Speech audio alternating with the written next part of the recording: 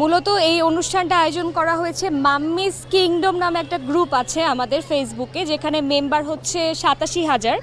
তো 87,000 মা ওই গ্রুপে আছে যারা তাদের রেগুলার জীবনের যেই ক্রাইসিসগুলো ফেস করে মা হিসেবে জার্নিটা আমাদের দেশে খুব কঠিন। কারণ একটা মেয়ে যখন মা হয়, বাংলাদেশের অর্ধেক মেয়ে হচ্ছে ঘরে বসে যায়, কারণ শুধুমাত্র মাদেরই দায়িত্ব পালন করতে হয়, এরকম একটা কালচার আমাদের সোসাইটিতে আছে। তো ওই জায়গা থেকে ওই গ্রুপটা আমাদের, যে গ্রুপে মারা তাদের দৈনন্দিন জীবনের জার্নিটা আমাদের সাথে শেয়ার করে, প্রেগনেন্সি জার্নি থেকে শুরু করে মা হওয়ার পরে বাচ্চার প্রথম ভালো লাগা, খারাপ লাগা, অসুখ বিসুখ সব কিছু শেয়ার করে। তো ওই গ্রুপটাতে আমাদের 87,000 মেম্বার, আর আমি সেই গ্রুপের অ্যাডমিন।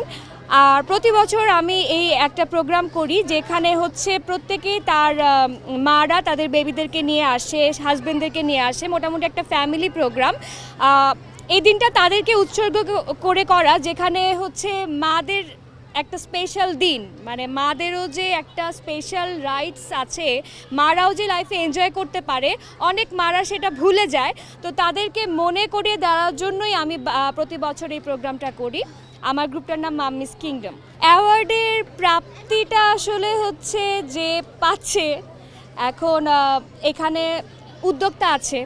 আমার এই গ্রুপটাতে 87,000 মেম্বার হলে 10 থেকে 15,000 উদ্যোক্তা আছে। তো ওরা হচ্ছে এই গ্রুপে নিজেরা তো স্পন্সর করে, সেই সাথে আরও 10 জনকে ইন্সপায়ার করে যে আমি ঘরে বসে কাজ করতে পারছি, অনলাইনে আমি বিজনেস করতে পারছি। সো এই প্রোগ্রামটা মেইনলি অ্যাকচুয়ালি মাদেরকে দেখানো যে দেখো তোমরা এখানে আসছো প্রোগ্রাম করতে, এবং তোমাদের এই প্রোগ্রামটা অ্যারেঞ্জ করে স্পন্সর তারাও কিন্তু মা।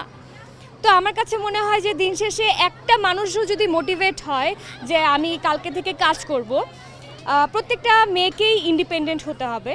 তো আমার কাছে এটাই মনে হয় প্রাপ্তিটা ওখানে, যে একজনও যদি বুঝে, একটা বাবাও যদি বুঝে যে হ্যাঁ একটা মায়ের জীবনে কতটুকু আনন্দ থাকতে পারে না থাকতে পারে, মূলত এটাই হচ্ছে প্রাপ্তি।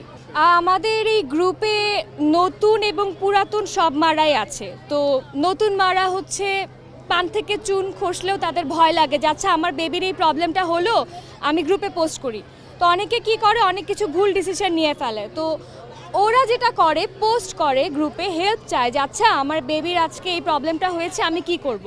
আমাদের এই গ্রুপ থেকে একজন আরেকজনকে হেল্প করছে। মাতৃত্বর যে জার্নিটা, ওই জার্নিটা কিভাবে সহজ করা যায় ওটা নিয়ে একজন আরেকজনকে হেল্প করে, এবং এটা পুরো একটা ফ্যামিলির মতো।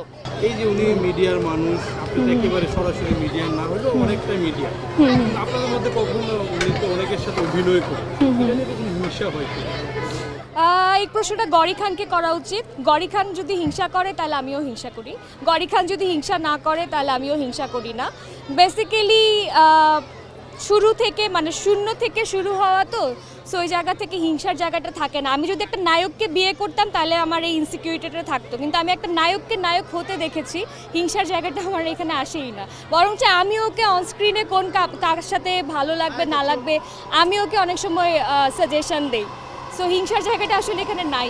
আপনার অনুপ্রেরণায় আলভি ভাই আজকে এই জায়গায় আসছে, এটা আলভি ভাইয়া বলতে পারবে, এটা আমি কখনো বলতে পারবো না। এটা এক একজনের ব্যক্তি কি বলে এটাকে, ব্যক্তিত্বের ব্যাপার।